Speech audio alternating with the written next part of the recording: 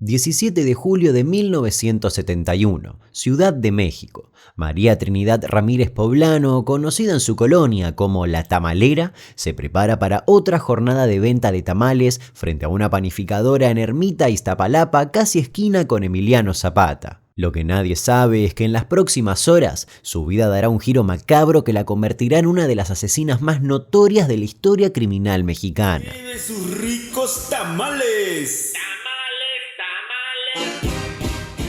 María Trinidad, de 45 años, vivía en la calle Pirineos 15 bis en la colonia Portales junto a su esposo Pablo Díaz Ramírez, de 53 años, y sus hijos. La vivienda constaba de 3 cuartos. Uno servía de recámara con 2 camas individuales, otro de cocina y comedor, y el tercero, más pequeño, de bodega donde dormían los menores. Pablo, quien se había ganado la vida como peluquero, había dejado de trabajar y maltrataba a sus hijastros. La relación entre la pareja estaba lejos de ser idílica. Esta situación generaba tensiones constantes en el hogar que se irían acumulando hasta llegar a un punto de quiebre fatal. Esa noche del sábado, mientras María Trinidad preparaba los tamales para la venta del domingo, sus hijos jugaban en la cama sobre la ropa limpia. Pablo, molesto por el alboroto, comenzó a golpearlos con un cinturón.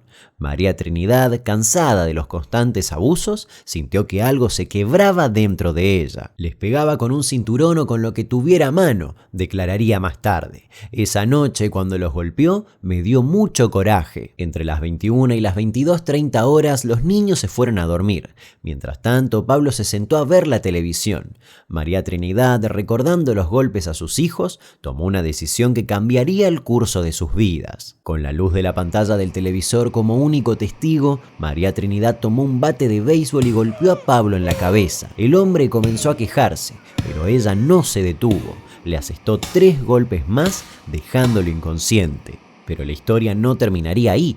En un acto de desesperación, María Trinidad decidió deshacerse del cuerpo de Pablo. Tomó un hacha y comenzó a descuartizar el cuerpo de su esposo. Lo que sucedió después sería objeto de controversia y especulación durante años. Según la versión oficial, María Trinidad cortó las piernas de Pablo con el hacha y una cegueta y luego le cercenó la cabeza. Todo esto, según los informes forenses, mientras Pablo aún estaba con vida. El doctor Enrique Márquez Barajas, médico legista, declararía más tarde: solo así se explica la poca sangre en los restos mortales y en el lugar en que estos fueron encontrados. María Trinidad metió el torso y las extremidades en un costal que tenía cerca de unos botes de basura. Al ver que la cabeza no cabía, decidió ocultarla por separado para evitar que Pablo fuera identificado. La colocó en un bote de tamales con agua fría para que no desprendiera tanto olor y la escondió debajo de la cama. El domingo, como si nada hubiera pasado, salió a vender sus tamales. Vendió solo 100 ese día, muy por debajo de su promedio habitual. En la madrugada del lunes 19 de julio decidió deshacerse de los restos de Pablo.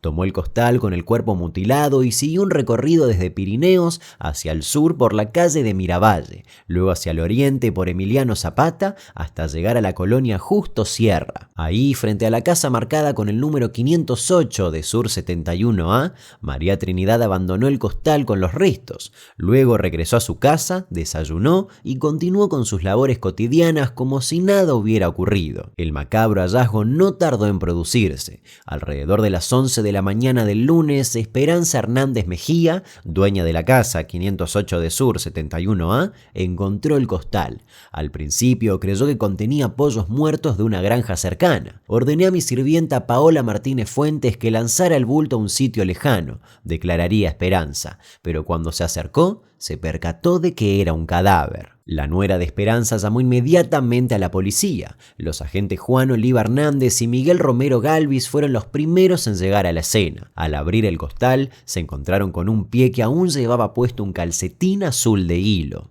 Los peritos tomaron huellas dactilares del cadáver, lo que llevaría a una rápida identificación de la víctima, ya que Pablo Díaz Ramírez tenía antecedentes penales, lo que facilitó su identificación.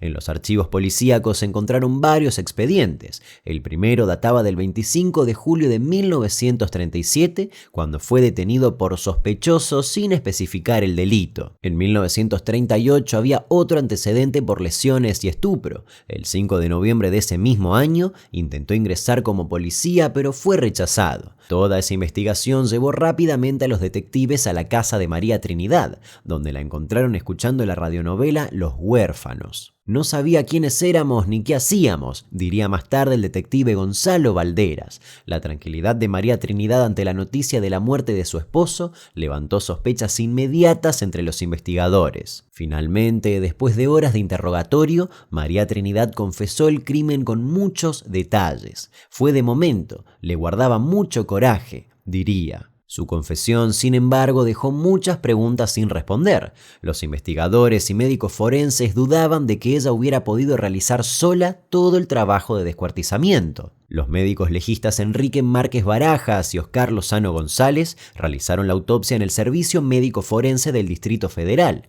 En su dictamen, revelaron que Pablo Díaz murió a consecuencia de un conjunto de lesiones. A pesar de las dudas, María Trinidad insistió en que había actuado sola. Yo lo pensé, quería desaparecerlo, declaró cuando se le preguntó al respecto. El caso de la tamalera de la Portales capturó inmediatamente la atención de los medios y del público. Los periódicos se llenaron de titulares sensacionalistas y pronto comenzaron a circular rumores y especulaciones. Uno de los más persistentes y escalofriantes fue que María Trinidad había usado la carne de Pablo para hacer tamales. Esta versión, aunque nunca se comprobó, se propagó rápidamente por la prensa y se convirtió en una leyenda urbana que perseguiría el caso durante décadas. Con solo mencionar que en 2023 se tuvo que desmentir que algo así esté ocurriendo. Como dijimos, inicialmente la policía sospechaba que María Trinidad podría haber contado con cómplices para cometer el crimen. Se especuló sobre la posible participación de su yerno, Mario Resendiz Pacheco, y de su hijo Pedro Martínez Ramírez,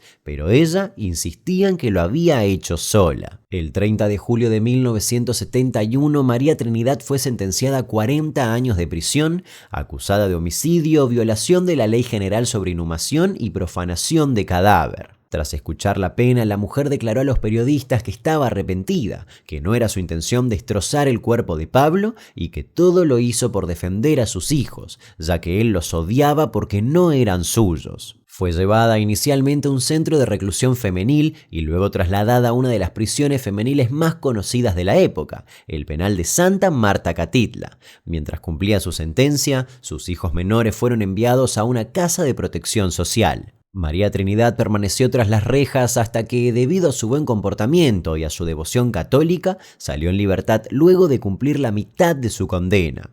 Jamás distorsionó su versión de los hechos y al cumplir el tiempo legal para pedir su libertad, abandonó el cautiverio para ir directamente a la Basílica de Guadalupe y luego a Texiquiac, Estado de México, donde sus parientes la apoyaron para pasar ahí el resto de su existencia. Su caso dejó una marca indeleble en la historia criminal mexicana. De hecho, se convirtió en objeto de fascinación morbosa y dio lugar a numerosas representaciones en la cultura popular. En 1993, la banda de escalas Víctimas del Doctor Cerebro lanzó la canción La Tamalera, inspirada en su caso.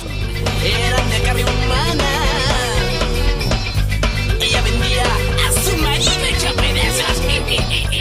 Por portarse mal y no darle. En 1994, el director Juan López Moctezuma llevó la historia a la gran pantalla con la película El alimento del miedo. Esta película tiene una historia interesante, ya que se desconocía si había sido terminada o proyectada alguna vez. El director fallecería un año después del rodaje, siendo incapaz de ver su estreno. Recién en 2006, Macabro Festival Internacional de Cine de Horror la proyectó en sus salas. Desde entonces, no se volvió a ver. Años más tarde, en 2008, también se representó este caso en un episodio de la serie de televisión Mujeres Asesinas. María Trinidad finalmente falleció en 1995. Jamás se pudo comprobar si actuó sola o con cómplices.